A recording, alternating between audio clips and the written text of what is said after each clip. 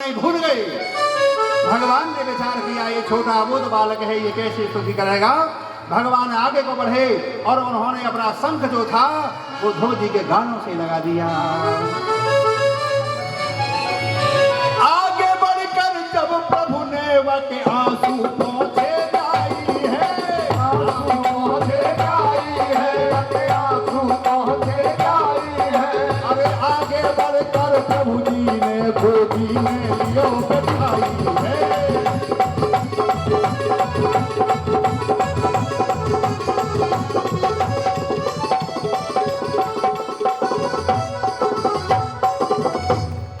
भगवत प्रेमियों, ध्रुव जी ने स्तुति करी भगवान की।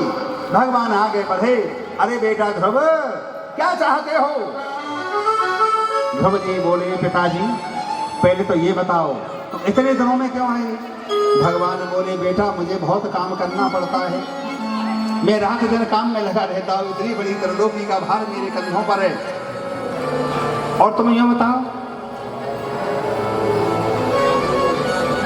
मैं गोदी में बैठना, मुझे तुम्हारी में बैठाओगे। भगवान आगे बढ़े और ध्रुव जी को पुचकार करके गोदी में बैठा लिया। अरे बेटा ध्रुव मैं तुझसे बहुत प्रसन्न हूँ, तेने बचपन में मुझे पा लिया है। इधर सुखदेव स्वामी राजा परीक्षित को कथा सुनाते हैं। राजा परीक्षित ने कही हे गुरुदेव ये बताओ ध्रुव जी को 6 साल में मिल गए भगवान और इनके पिताजी बूढ़े हैं, उन्हें क्यों ना मिले। बोले बेटा ऐसा होता है, हम जितनी जीवन में भक्ति करते हैं वो भक्ति हमारी खत्म नहीं होती है। अगला जब जन्म मिलता है तो हमें भक्त परिवार में जन्म मिलता है। जो बचपन से भक्ति में लग जाता है ना, जो बचपन से भक्ति में लग जाए समझ लो वाने पिछले जन्म में भक्ति करी है और वो भक्ति के संस्कार वाके संग आई। जो बचपन से भक्ति में लग जाए समझ लीजिए उसका अंतिम जीवन है। ये जो ध्रुव जी को जो 6 महीना भगवान मिले ना, एक जन्म की भक्ति से नहीं मिले। पिछले जन्म में ये ध्रुव जी महाराज बहुत बड़े तपस्वी है। भगवान को मिलने में केवल 6 महीने का समय रह गया था। उसी समय इन्होंने एक राजा रानी का जोड़ा देखा। राजा रानी के जोड़े को देख करके इनके मन में भाव आया, अरे राजा रानी कितने सुखी रहते होंगे, ये इनके शरीर कितने सुंदर है, इनका रथ कितना सुंदर है, इनके कपड़े कितने सुंदर हैं, कितना अच्छा भोजन करते होंगे। अरे हमने तो कुछ समझा ही नहीं, हमने तो जीवन तपस्या में लगा दिया। उसी समय इनका मन विचलित हो गया तो भगवान इनको उस जन्म में नहीं मिले। भगवान का जो भक्त होता है, जो इच्छा करी हो मन माही, भगवान का जो भक्त होता है उसके मन में भी कोई कामना आ जाए ना तो भगवान उसकी वो भी कामना पूरी करते। जो इच्छा करी हो मन माही और हरि प्रसाद कछ दुर्लभ नाही। भगवान कहते हैं कि मैं अपने भक्त की समस्त कामना पूर्ण करता हूँ। संसार के सुख भोगने के मन में उन्होंने सोचा तो वो राजा बन गए, लेकिन भगवान नहीं मिले। वो 6 महीने का समय रह गया था, वो 6 महीने अब पूरे हुए, उनको भगवान की प्राप्ति हो गई। अब भगवान बोले बेटा मैं चलूं। ध्रुव जी बालक तो थे ही, बोले पिताजी तुम कहाँ जाओगे। नहीं बेटा मुझे जाना पड़ेगा। अब तो तुम इतने दिन के बाद आए हो, मुझे तुम्हारी जरूरत पड़ी तो। भगवान बोले तुझे हमारी जब भी जरूरत पड़े इसी मंत्र को बोल देना, मैं उसी वक्त तेरे पास में आ जाऊंगा। स्वर्ग के राजा इंद्र को बुलाया और कहा कि हमारे भक्त को अपने ऐरावत हाथी पर बैठा करके अयोध्या में छोड़ के आओ। उसी समय इंद्र आए और ध्रुव जी को हाथी पर बैठा लिया। अयोध्या में जैसे ही पहुंचे, अयोध्या में हल्ला मच गया। अरे भैया, अरे ध्रुव को छोड़ने के लिए स्वर्ग का राजा इंद्र आया है। खलबली मच गई पूरी अयोध्या में। नगर के निवासी बाहर आ गए। ध्रुव जी महाराज बोले भैया इंद्र तू अब हमें रथ में से नीचे उतार दो, क्योंकि हमारे मित्र नीचे खड़े हैं, हमारे गांव के लोग खड़े हैं, हम सबसे मिलेंगे। जो भगवान के भक्त होते हैं वो सबको प्यारे लगते हैं, सबको ऐसा लगता है कि ये हमारे अपने ही हैं। ध्रुव जी महाराज उतर गए। ध्रुव जी महाराज की जय जयकार होती हुई अयोध्या में जब जा रहे हैं तो मेरे भाइयों इधर क्या हुआ है, मौसी के कान में आवाज गई, अरे दासी जय जयकार किसकी होती है? अरे वो ध्रुव जो है ना, वो भगवान की गोदी में बैठ करके आया है, स्वर्ग का राजा इंद्र छोड़ने आया है। अब ये बोली अब मेरे बुरे दिन आ गए, अब मैं कैसे बचूंगी, क्योंकि मैंने धक्का दे करके भगाया था इसे। ध्रुव जी महाराज धीरे धीरे आगे को बढ़े तो ध्रुव जी ने कहा, भैया मेरी मौसी कहाँ है? मौसी ने डर के मारे दरवाजा बंद कर लिया। ध्रुव जी महाराज गए, अरे मौसी, अरे दरवाजा खोल। मौसी ने सोची अब जिंदा नहीं छोड़ेगा, मैंने बड़ा बुरा किया था इसके साथ में। तुलसिया संसार में बदले कहीं न जाए।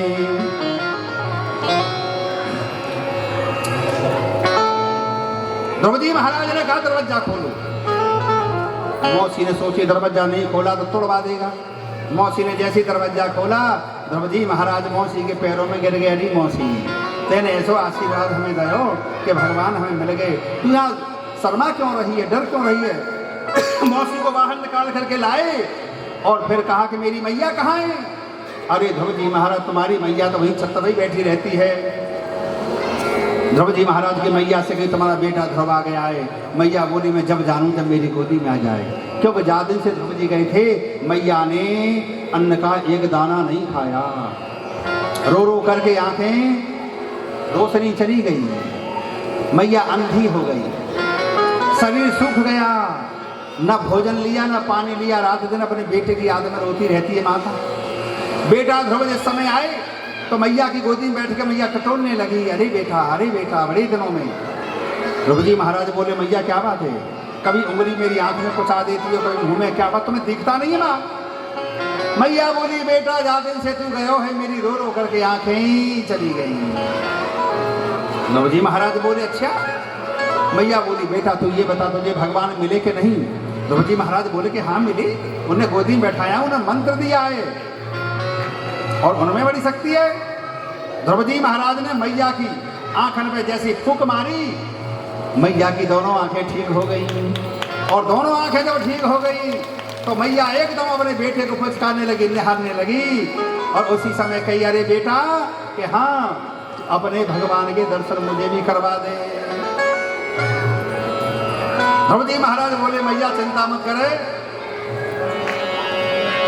अब जैसे ही पूरे अयोध्या के निवासी भीड़ खड़ी थी, ध्रुव जी महाराज ने बोला, ओम नमो भगवते वासुदेवाय। अरे चतुर्भुजी भगवान रे अटा पे भैया ठाड़े।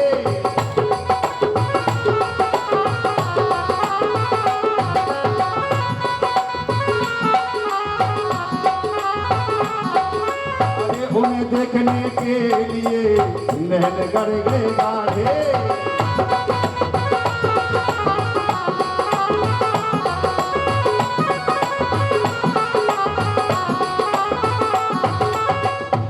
जैसे ही मंत्र बोला है, एक प्रकाश इकट्ठा हो गया और वह प्रकाश में से मुस्कुराते हुए भगवान दिखने लगे। चारों हाथों में शंख चक्र गदा पद्म। भगवान बोले, अरे भक्तों तुम्हारी कोब धन्य है, तुमने ऐसे भक्त बेटा को जना 6 साल में जिसको दर्शन मेरे हो गए और इसी की वजह से तुम्हें भी मेरे दर्शन हो गए। भगवान देखो माता से क्या बोले, अरे जननी जने तो भक्त जन के दाता के सूर,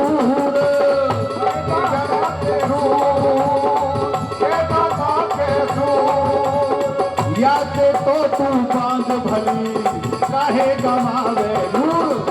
पति राम जय राम, हे प्रभु राम जय राम, राम राम राम, हे प्रभु राम राम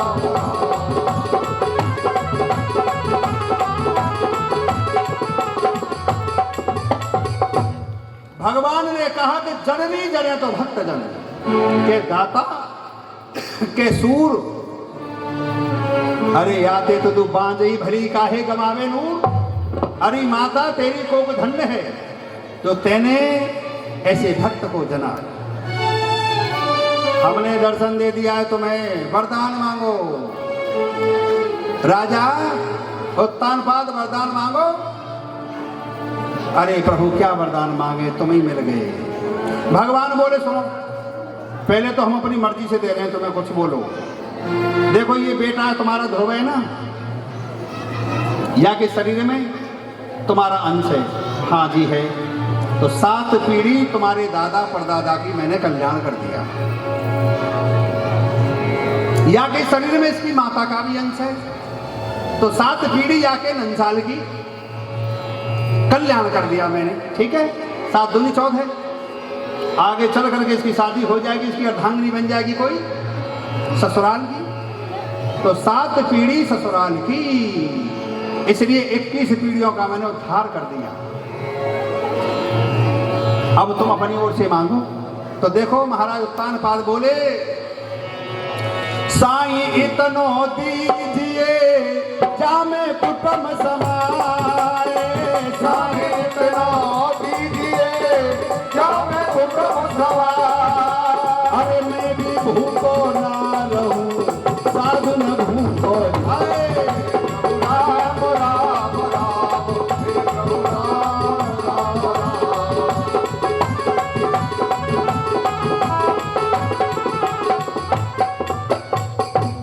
महाराज मुझे ज्यादा नहीं चाहिए, इतना दीजिए जामे मेरा कुटुंब समा जाए, मैं भी भूखो ना रहूं, कोई साधु न भूखो जाए। महारानी से कही, महारानी तुम बताओ। महारानी बोली, देखो प्रभु अगर मुझे देना चाहते हो तो ये बेटा मुझे हर जीवन में मिले, यही पति मिले मुझे, और ये मेरी सौत और मिले मुझे जरूर। क्योंकि आके ढकेला मारने से भगवान तुम मुझे घर बैठे मिल गए। एक व्यक्ति था, वहां भगवान की तपस्या करी, भगवान है गए प्रसन्न हुआ, व्यक्ति से बोले, भैया तेने तपस्या करी है, कुछ वरदान मांग ले। बोले हाँ मांगूंगा। भगवान बोले, मेरे वरदान में एक समस्या है कि क्या? तू जो मांगेगा वो तुझे मिल जाएगा, लेकिन तेरे पड़ोसियों को दूना मिलेगा। अब वो व्यक्ति बोलो, पड़ोसन ते दुखी है कि तो मैंने तपस्या ही करी, और तुम कह रहे हो कि पड़ोसियों को दूना मिलेगा। तपस्या हमने करी है, पड़ोसियों को मिल जाएगा दूना, ऐसा क्यों? कि हाँ ऐसा ही है। अब वो व्यक्ति बोला, जी मैं मांगू कि मेरा एक घर बन जाए तो पड़ोसियों को 2-2 बन जाएंगे क्या? हाँ। कि मैं मांगू कि मेरा घर 2 मंजिल बन जाए तो पड़ोसियों को 4-4 मंजिल बन जाएंगे? कि बिल्कुल। तो ये तो मेरी तपस्या को तो फल उल्टा हो गया। अब वो व्यक्ति बोला, हे प्रभु अगर मैं तुमसे ये मांगू कि मेरी एक आंखें फोड़ दो तो पड़ोसियों के दोनों फूट जाएंगी? कि हाँ बिल्कुल फूट जाएंगी। तो वहां झटा के दे दी कि लोग फोड़ो। अब पड़ोसी अंधे है जाएंगे, पड़ोसी से दुखी है कहते तपस्या ही करी। अब वो बोलो, भगवान मैं मांगू कि मेरी एक टांग टूट जाए, मैं एक टांग तो पाम पट्टा की तरह खेल लूंगा, चल लूंगा लकड़ी से, लेकिन पड़ोसी की अगर दोनों चली जाएं तो प्रभु लो मेरी एक टांगे तोड़ो पहले। लेकिन ऐसा भाव नहीं था। वहां ने कही, ये कि ढकेला से भगवान तुम मुझे मिले हो तो मेरी सौत भी मुझे जरूर मिलनी चाहिए। इस प्रकार भगवान ने सबको दर्शन दे करके अंतर ध्यान हो गए। बोलिए श्री नारायण भगवान की जय हो। भगवत प्रेमियों, ये भक्ति की शक्ति होती है। और कर ले भगवान की भक्ति दिल से जरा, जिंदगानी का कोई भरोसा नहीं, जिंदगानी का कोई भरोसा नहीं।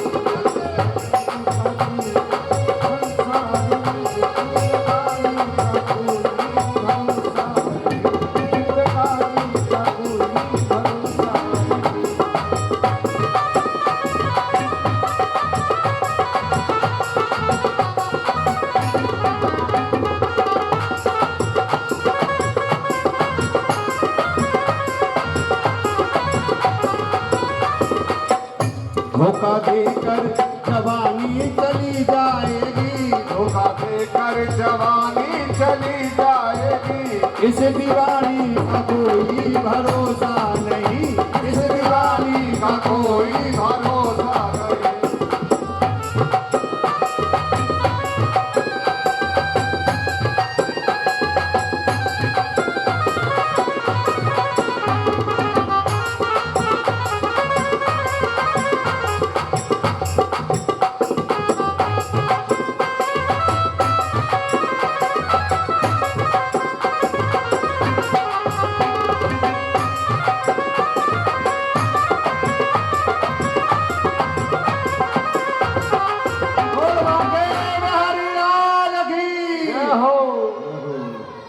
सभी भक्तों को बहुत बहुत धन्यवाद।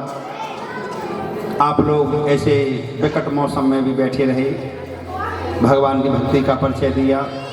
ये नवरात्र चल रहे हैं, ये दिन भगवान के भजन पूजा के लिए ही है। सबके घरों में ज्योत जल रही है, अग्यारी हो रही है, व्रत हो रहे हैं, पूजा सेवा हो रही है। नवरात्रि कुछ अवसर ऐसे होते हैं जिन पर किए गए दान पुण्य भजन पूजा तप जप का लाभ बहुत ज़्यादा मिलता है। इसीलिए आपसे निवेदन ये है, आज थोड़ा मौसम ऐसा रहा, जो भी विशेष समय है, देखो हवन घरों में नहीं हो पाते, ऐसा मौका है कि आपको हवन करने का मौका यहाँ मिल रहा है। अपने समय को सदुपयोग में लेते हुए अपने जीवन को धन्य बनाएं। सभी यहाँ पर ज़्यादा से ज़्यादा व्यास गद्दी की परिक्रमा दें, क्योंकि भगवान के स्वरूप हैं। भागवत महारानी समस्त देवी देवता यहाँ विराजमान हैं, और ऐसे जीवन में कभी कभी मौके आते हैं जो हमें बैठे हुए कथा सुनने को मिलती है। गंगा जी जो होती है ना, गंगा जी अपने रास्ते में ही बहती है, उसमें नहाना होता है तो पैसे भी खर्च करने पड़ते हैं, जाना भी पड़ता है, लेकिन कथा रूपी गंगा जी ऐसी होती है, ये जगह जगह अपने आप प्रकट हो जाती है और सभी गोते लगाते हैं कथा सुन करके। ये भगवान की जो कथा है, ये कथा बड़ी दुर्लभ कथा है। अनेकों जन्मों के पुण्य जब उदय होते हैं, जब कथा सुनने का ये मौका जीवन में आता है, तो ये 7 दिन में 5 दिन बकाया रह गए हैं। मौसम की वजह से थोड़ा माहौल नहीं बन पाया। पूरी कोशिश करी जाएगी कि आपको भगवान की कथा अच्छे से अच्छी सुनाई जाएगी और आप आनंद लेंगे जीवन का। एक भजन प्यार से सुने, और जिनको नाचना हो नाच सकते हैं। उसके बाद आरती होगी, प्रसाद वितरण होगा, छुट्टी हो जाएगी सबकी।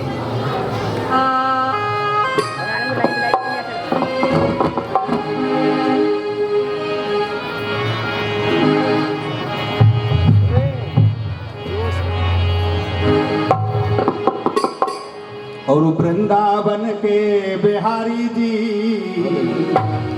और सोधे लेना हमारी जी, वृंदावन के बिहारी जी सोधे लेना हमारी जी, वृंदावन के बिहारी जी सोधे लेना हमारी जी।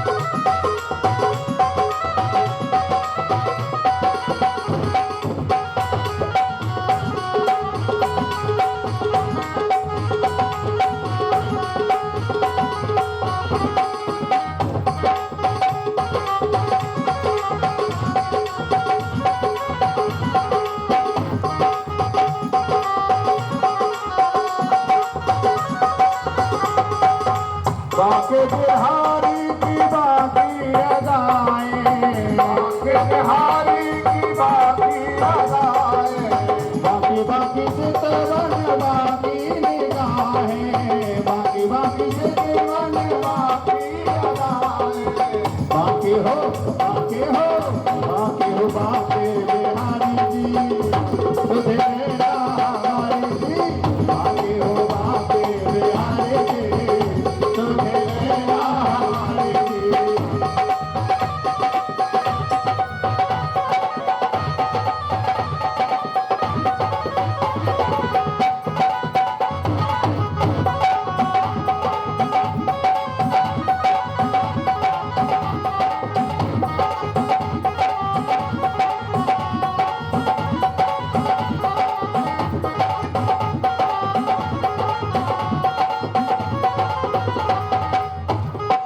द्रौपदी को कारी श्याम दौड़े दौड़े आए, द्रौपदी को कारी श्याम दौड़े दौड़े आए।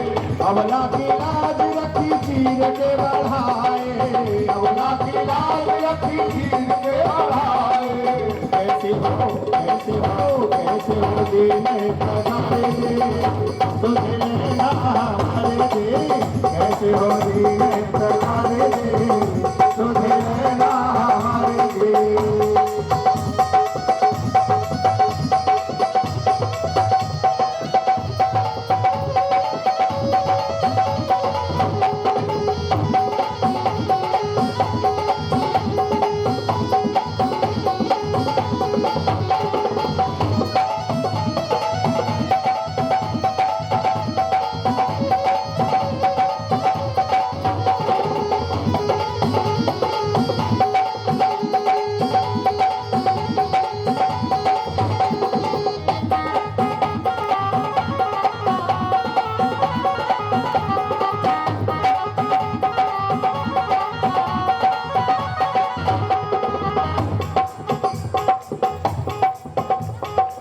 नैनों में स्वामी तुम बस जाओ, नैनों में स्वामी तुम बस जाओ।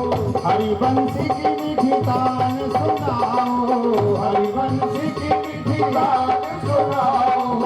गोवर्धन के रधारी जी, गोवर्धन के रधारी जी तुझे लेना हमारी जी, गोवर्धन के रधारी जी तुझे लेना हमारी जी।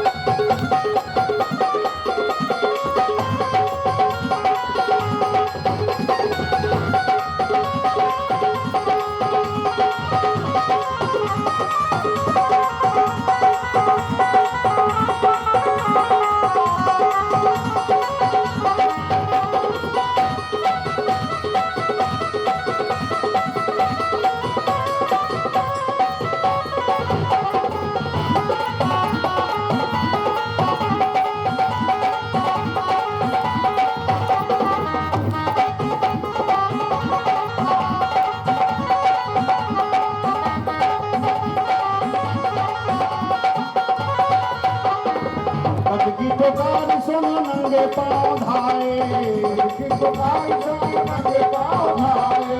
नरसी की हुंडी तारी सामल सा कहाए, नरसी की हुंडी तारी सामल सा कहाए। अब तो हमारी बारी है, अब तो हमारी बारी तुझे लेना आएगी, अब तो हमारी बारी तुझे लेना हमारी।